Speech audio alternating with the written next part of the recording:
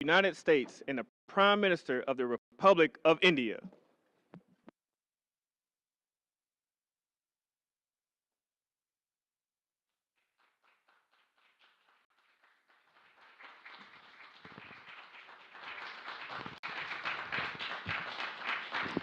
Thank you very much. Thank you very much, please. Great honor. I'm thrilled to welcome the Prime Minister of India, my friend, Narendra Modi, back to the White House. We spent a lot of time here and a lot of time in India, and he's a very special man. Prime Minister, it is a pleasure to you the same hospitality that you showed Melania and myself when we traveled to your beautiful country 5 years ago. It's hard to believe, so long ago, and it seemed like yesterday. It was beautiful. We opened the cricket stadium, 129,000 seats, I think the largest stadium in the world, and it was an incredible time. There is truly a special bond between the United States and India, and the world's oldest democracy and the world's largest democracy, and I believe the world's largest country in terms of the numbers of people. And today, the Prime Minister and I are advancing a framework to strengthen those ties even further economically, and the U.S.-India Compact for the 21st century is a historic initiative that every aspect of our partnership and our friendship. Starting this year, we'll be increasing military sales to India by many billions of dollars. We're also paving the way to ultimately provide India with the F-35 stealth fighters. In 2017, my administration revived and reinvigorated the Quad security partnership. In our meeting today, the Prime Minister and I reaffirmed that strong cooperation among the United States, India, Australia, and Japan, and it's crucial, really, to maintaining peace and prosperity, tranquility, even in the Indo-Pacific. In addition, the United States and India will be working together like never before to confront the threat of radical Islamic terrorism, a threat all over the world, actually. Today, I'm pleased to announce that my administration has approved the extradition of one of the plotters and one of the very evil people of the world, and having to do with the horrific 2008 Mumbai terrorist attack, to face justice in India. So he's going to be going back to India to face justice. As we deepen our defense partnership, we'll also strengthen our economic ties and bring greater fairness and reciprocity to our trading relationship. As a signal of good faith, Prime Minister Modi recently announced the reductions to India's unfair, very strong tariffs that limit U.S. access into the Indian market very strongly, and really it's a big problem, I must say. India imposes a 30 to 40 to 60 and even 70% tariff on so many of the goods, in some cases far more than that. And as an example, 70% tariff on U.S. cars going into India, which makes it pretty much impossible to sell those cars. Today, the U.S. trade deficit with India is almost $100 billion, and Prime Minister Modi and I have agreed that we'll begin negotiations to address the long-running disparities that should have been taken care of over the last 4 years, but they didn't do that, in the U.S.-India trading relationship, with the goal of aiding an agreement. And we want, we want a certain level playing field, which we really think we're entitled to, and he does also, in fairness. So we're going to work on that very hard, and we can make up the difference very easily with the deficit with the sale of oil and gas, LNG, of which we have more than anybody in the world.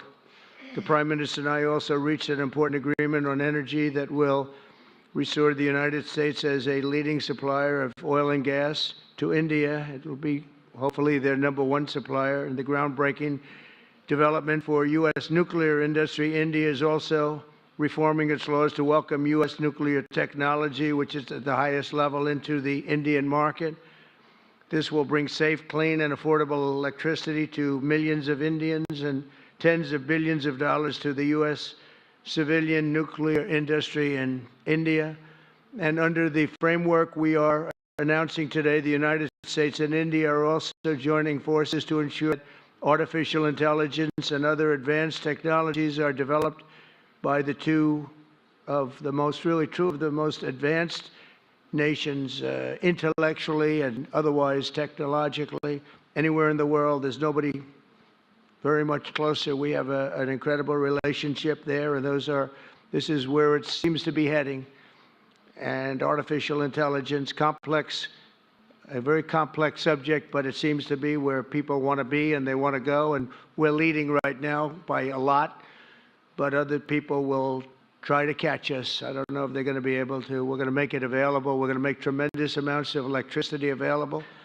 We're going to let the people that are buying the electricity make their own electric plants, electric generation plants. And we've never done this in our country, but we're going to get it done very quickly. Lee Zeldin and his group are going to get the approvals in very rapid form. And we're calling it a national emergency, and that's exactly what it is. So we're going to remain at the top of the AI, or artificial intelligence, I think, for a long time to come, and we're going to be working very closely with India and other countries on that. But right now, we're the leader by quite a bit. Finally, we agreed to work together to help build one of the greatest trade routes in all of history.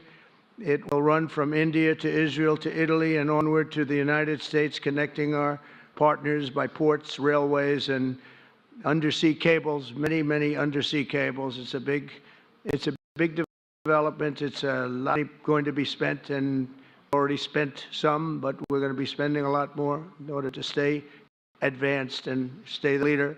I'm pleased to report that with today's announcements, the friendship between the United States and India is the strongest I believe it's ever been. I think our relationship is the best it's ever been between two leaders of the two countries, and it's an honor to say that. I'd like to now invite the Prime Minister to say a few words, and then we'll take some questions, and we appreciate you all being here. Thank you very much. Thank you very much.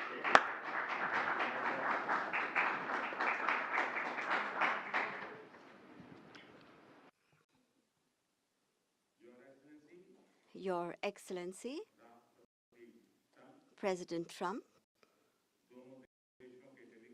delegates of both countries, from the media, Namaskar. I would like to, first of all, express my heartfelt gratitude to my dear friend, President Trump, for the grand welcome and hospitality accorded to me. President Trump's leadership has been instrumental in nurturing India-US ties and making them vibrant. I could feel today the same enthusiasm, the same enthusiasm, the same energy, the same commitment that we had worked with during our first term. Our discussions today highlighted our pride in our accomplishments during his first term, the deep mutual trust that we share, and also the resolve to attain new goals. We also agreed that the partnership and cooperation between India and the US can shape a better world. Friends, the people of America are aware of President Trump's motto, "Make America Great Again," or MAGA. The people of America are well aware of it. The people of India, too, are focusing on both heritage and development as they move forward at a fast pace and with a firm resolve to ensure a developed India by 2047. If I were to say this Borrowing an expression from America, our vision for a developed India is to make India great again, or MEGA. When America and India work together, that is, when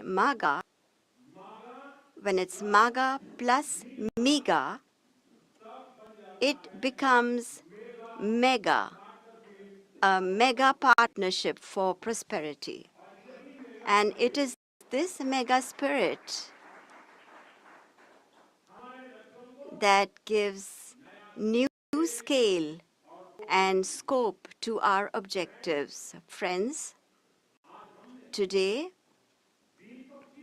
we have also set ourselves the target of more than doubling our bilateral trade to attain $500 billion by 2030. Our teams will work on concluding very soon a mutually beneficial trade agreement in order to ensure India's energy security. We will focus on trade in oil and gas. Investment in energy infrastructure will also increase.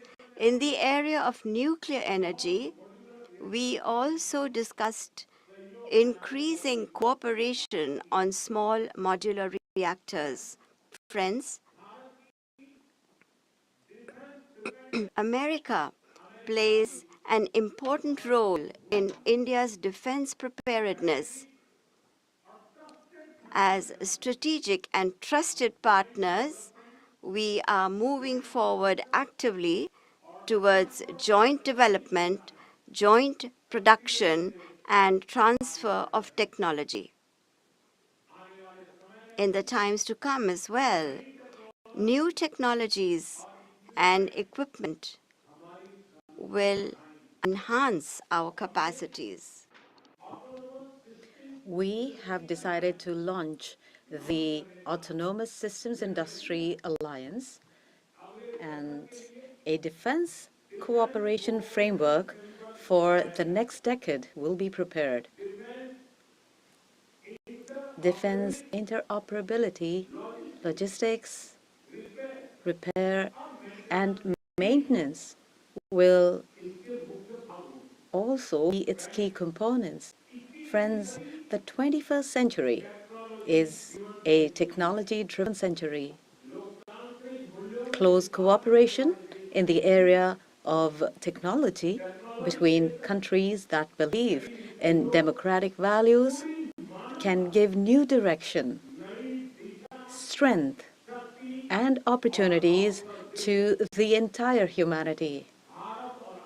India and the US will jointly work in areas of artificial intelligence, semiconductors, quantum, biotechnology, and several technologies. Today, we also agreed on trust, which stands for transforming relationships utilizing strategic technology. Under this, our focus will be on establishing strong supply chains for critical minerals, advanced materials, and pharmaceuticals. We have also decided to launch a recovery and processing initiative for strategic minerals like lithium and rare earths. We have had close cooperation with the US in the area of space. The NISAR satellite, developed with mutual cooperation between ISRO and NASA, will soon be flying into space on an Indian launch vehicle. Friends, partnership between India and the US strengthens democracy and strengthens democratic values and systems. We will work together to enhance peace, stability, and prosperity in the Indo-Pacific. The Quad will play a special role in this. During the Quad summit scheduled to be held in India this year, we will expand cooperation in new areas with our partner countries. Under the IMEC and I2U2, we will work together for the development of economic corridors and in the area of connectivity. India and US will stand strongly together in the fight against terrorism. We agree that in order to eliminate cross-border terrorism, we need concrete actions. And I'm very grateful to President Trump that he, in 2008, somebody who carried out genocide in India, that criminal is now going to be handed over to India, and I'm grateful to President Trump for this. And appropriate action will be taken in the courts in India. Friends, the Indian community living in the US is an important link in our relations. In order to further deepen our people-to-people ties, India will soon open new consulates in Los Angeles and Boston. These will new consulates. We have invited American universities, educational institutes to open their offshore campuses in India. President Trump, I am grateful to you for your friendship and strong commitment towards India. The people of India still fondly remember your visit in 2020 and hope that President Trump will come and visit them again. On behalf of 1.4 billion Indians, I invite you to visit India. Thank you. Thank you very much. Thank you. Thank you very much. Okay. Beautiful. Okay, thank you very much. That was excellent. We'll do a few questions, please. Please, go ahead. Please, go ahead. Yeah. Yeah. Blue shirt. Thank you, Mr. President. People in India will naturally welcome your decision to extradite Thakur Rana to India back home. In that context, I would like to ask you a question about the last few years. We have seen several groups in the U.S. raising anti-India voice, calling about separation, terrorism activities in India. Do you think that should continue here in the U.S. as well? You're going to have to go louder. Mr. President, people in India would be welcoming your decision to extradite Thakur Rana to I can't understand a word he's saying. May I, sir? May I? May I, sir? Go ahead, back there. Mr. President, thank you. First, I want to ask Thank the you very Prime much. Minister a question. You and the President, you both spoke about combating ISIS. You both sounded very excited about this partnership upcoming. And I was curious, how much more confident are you with President Trump leading this country that there will be peace through strength and you will have a successful partnership with the United States with Biden's incompetence and weakness over the last 4 years?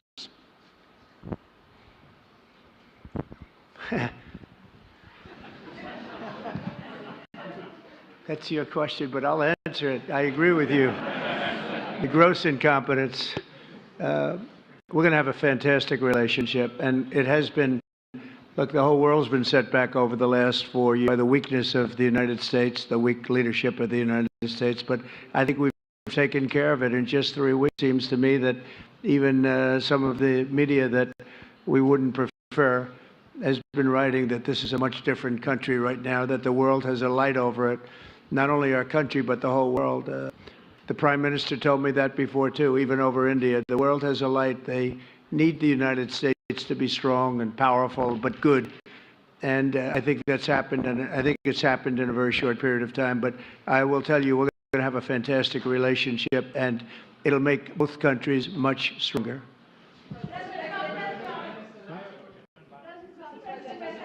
Yes, go ahead, please.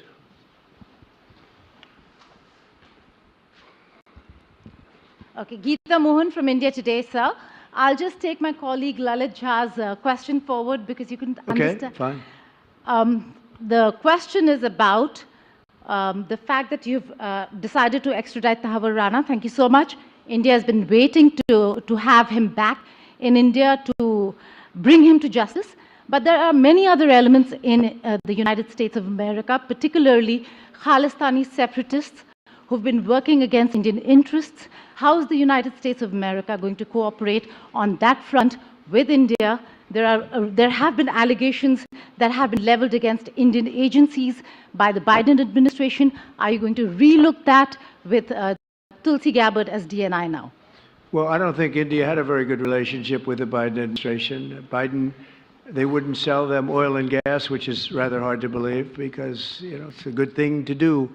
And a lot of things happened that weren't very appropriate, I thought, between India and the administration, the Biden administration. But as you said, we're giving a very violent man, it seems to me. I mean, I don't know that he's been convicted yet or will be, but let's assume a violent person. We're giving him back to India immediately. And there are more to follow because we have quite a few requests. So we work with India on crime, and we want to make it good for India, and it's very important. So that kind of relationship is very important to us. Okay? Go ahead, please. Go ahead. Thank you. Mr. President, you've repeatedly called India a big abuser of trade and said it is really difficult to do business in India because of tariffs. You announced reciprocal tariffs today. I am hoping you can speak about what kind of reciprocal tariffs India can expect. Are you willing to make any concessions, and how can India head off these tariffs? I also have one for the Prime Minister. Well, India's been, to us, just about the highest tariffed nation anywhere in the world. They've been very strong on tariffs, and I don't blame them necessarily, but it's a different way of doing business. It's very hard to sell into India because they have trade barriers, very strong tariffs. We are right now a reciprocal nation. We are going to, if it's India or if it's somebody else with low tariffs, we're going to have the same. We're going to have whatever India charges, we're charging them. Whatever another country charges, we're charging them. So it's called reciprocal, which I think is a very fair way. We didn't have that.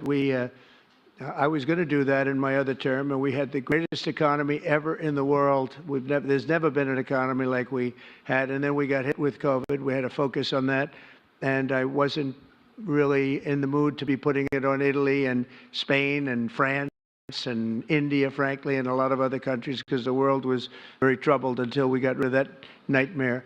But we had the strongest economy anywhere in the world during that fairly long period of time during my first term, as you know, and we didn't do the tariffs. We would have done the reciprocal tariffs, but we decided, and I decided, I think on a human basis, on a humane basis, not to do them because of the fact that there was such suffering all over the world. The last thing we needed to talk about is trade problems.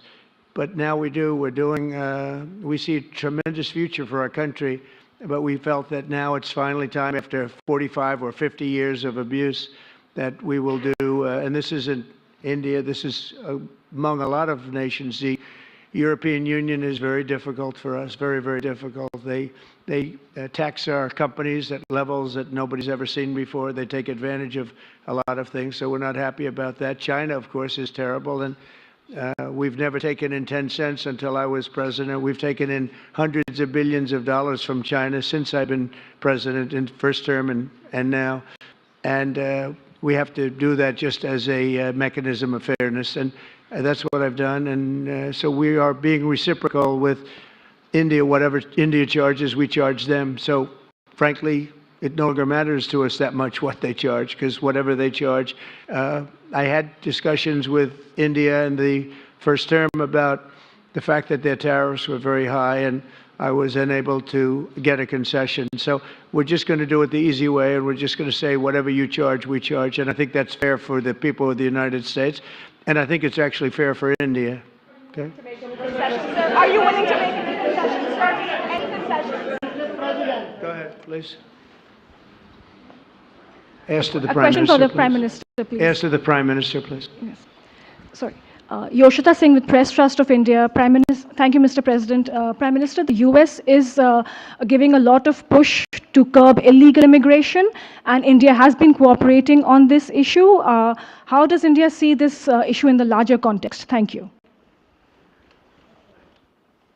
I don't think this is a question that is about India only, but even globally you can talk about this issue. And we are of the opinion that any who enters another country illegally, they have absolutely no right to be in that country. And as far as India and the US is concerned, we have always been of the same opinion, and that is that any verified Indian who is in the US illegally, we are fully prepared to take them back to India. However, it doesn't stop there. These are children of very ordinary families, and they are lured by big dreams and big promises. A lot of them are brought in without them knowing about why they're going to a country. And in fact, they are connected with a human trafficking system, and we have to make sure that we fight against this system. As far as the US and India is concerned, I think what we should do is make efforts to make sure that we uproot these from within the system so that we can reduce or remove human trafficking. And basically, the young, vulnerable, poor people of India are fooled into coming over as illegal immigrants. And our bigger fight actually is against this ecosystem or this system that encourages such gangs to thrive. And I can tell you that India will completely support your endeavor in achieving this. Thank you, Mr. President. The question for the Prime Minister Modi first, if I may.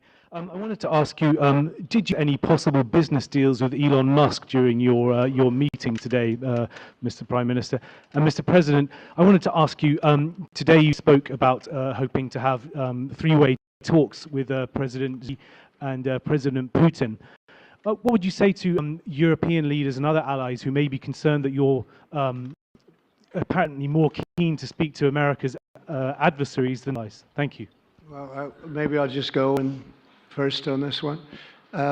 We had some talks, and we told the European Union, we told the NATO people, largely they overlap, you have to pay more money because it's unfair what we're doing. We're doing a tremendous amount more, we're probably $200 billion more going into Ukraine, using for Ukraine to fight, and Europe has not really carried its weight in terms of the money. It's not able, and we want to see a counterbalance. We want to have them put up more money. They have to do that. At the same time, we had a very good conversation with President Putin the other day, today, and we also had a very good conversation. I did in both cases with President Zelensky, and I think we're going to be able to do something. I think we're going to be able to make a deal. And I hope so, because it's a horrible war. It's a very terrible, bloody war with 1.5 million soldiers at least already dead on the battlefield, lying all over the fields like nobody's ever seen anything like it, certainly since the Second World War.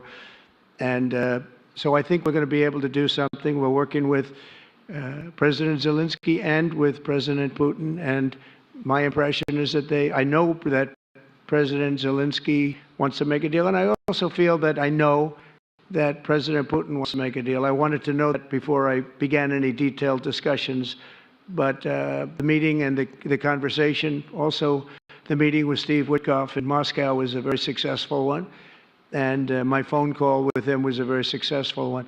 Please.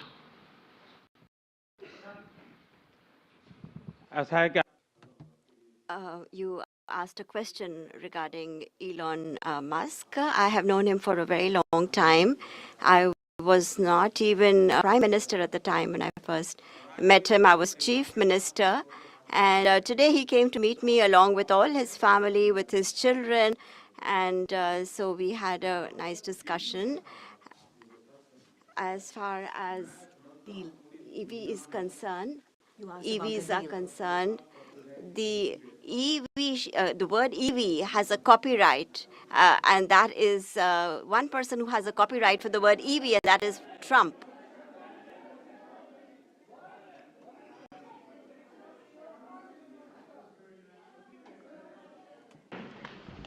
Thank you, Mr. President. Can I ask whether you discussed at all today the case of Gautam Adani, who's one of the wealthiest men in Asia and perceived as an ally of Prime Minister Modi? Prime Minister Modi, have you asked the President to take action on that case? Thank you. Firstly, India is a democratic country, and our culture and our thought philosophy is Vasudhaiva Kutumbakam, which basically means that the entire world is a family. Every is my own family member. And when it comes to such personal matters, leaders of two countries will not get together on that topic and discuss anything on an individual matter. Go ahead, please. Yeah, please. Sir, go ahead, please. Yes. Thank you, Mr. President. Thank you, Mr. Prime Minister. I have a question for you as well. But, Mr. President, you have suggested, with regards to the Russia-Ukraine war, you've suggested several things that Ukraine should give up. The idea of NATO membership, territory that was seized back in 2014 by Russia. What should Russia give up?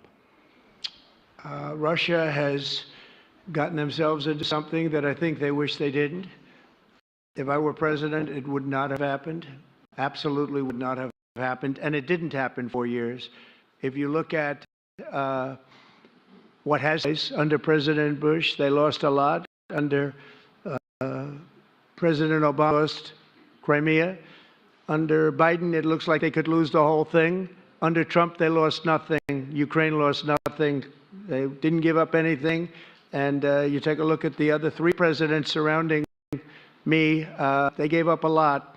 I think that when you look at Ukraine and when you look at the mess that they're in, it's got to be ended and it's got to be stopped. Now, Russia's taken over a pretty big chunk of territory, and they also had from day one, long before President Putin, they've said they cannot have Ukraine be in NATO. They said that very strongly. I actually think that that was the thing that caused the start of the war, and Biden said it, and Zelensky said it, and I think that was one of the reasons, one of the starts of the war. But from long before Putin, they said you cannot have Ukraine going in any way into NATO. And I start from that standpoint. I think everybody knew that. Now, if a better deal can be negotiated, if they're able to make a deal where they can do that, that's with me. I really don't care. I want that bloodshed to stop. I don't want to see, you know, we have an ocean between us and the site we're talking about, the site of death. We're calling it the fields of death. We have a big ocean in between us. This is more important for Europe. We shouldn't be in. They have to equalize, and they're going to have to do it fast, but they have to equalize. But as far as the negotiation, it's too early to say what's going to happen. Maybe Russia will give up a lot. Maybe they won't. And it's all dependent on what is going to happen. The negotiation really hasn't started. But I will say, as far as NATO is concerned, from many years before President Putin, I will tell you that I've heard that Russia would never accept that. And I think Ukraine knew that, because Ukraine wasn't in and never requested to be in until more recently. So that's the way it is. And I think that's the way it's going to have to be. Go ahead, please. All right, go ahead, please, with the tie. With the tie, yeah. Mr. President, Yes, go ahead, please. this is Saurabh Shukla from News Mobile. Mr. President, you spoke about Prime Minister Modi as a tough negotiator. Who was a tougher negotiator today, and who has a better negotiating tactic when it comes to tariffs? Oh, he's a and much trade? tougher negotiator than me, and he's a better negotiator than me. There's not even a contest. Okay?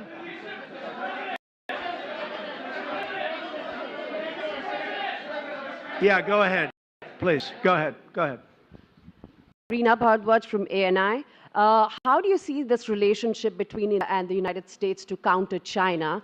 And what is your vision when it comes to India, brokering peace in the Ukraine and Russia conflict? Well, I think we're going to have a very good relationship with China. I got along with President Xi very well until COVID. That was a bridge too far. But until then, I got along with President Xi very, very well. We were very close as leaders go. I don't want to be nice. As leaders go, I think we were very close. And I think that China's a very important player in the world. I think they can help us get this war over with Ukraine and Russia. And I look at India, I do see the skirmishes on the border, which are quite vicious, and I guess they continue to go on. If I could be of help, I'd love to help, because that should be stopped. That's been going on for a long time, and it's quite violent. It's quite violent, but I would hope that China and India and Russia and U.S. and all of us can get along. It's very important.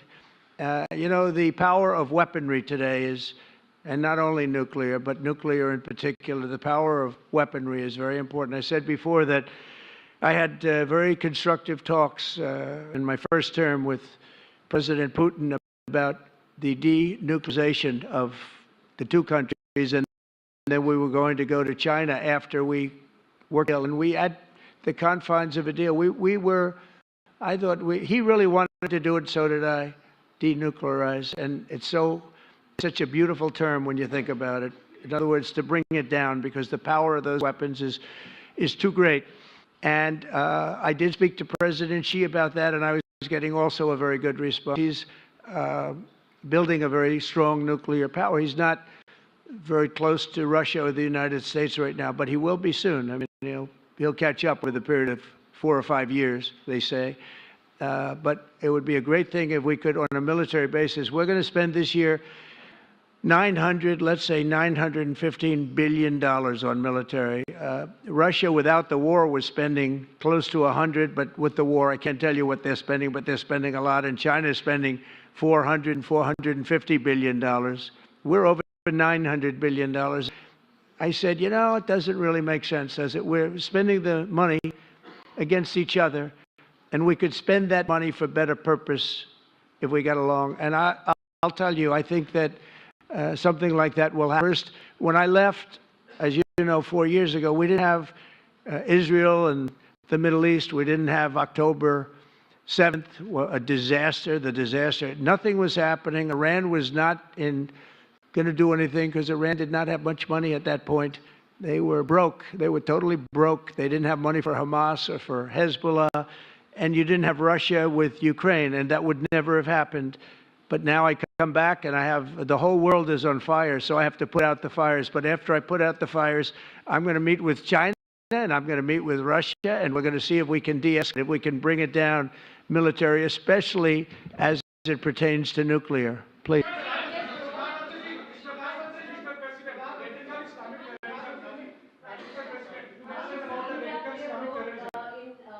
Mike, please.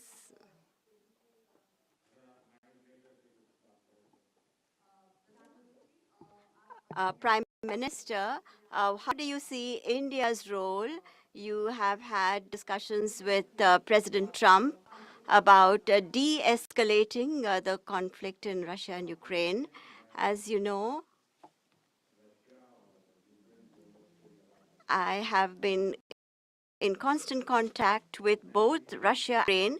I have also visited both countries, and many people are mistaken and they feel that India is neutral. I would like to clarify, India is not neutral. we have taken a side, and we have taken the side of peace.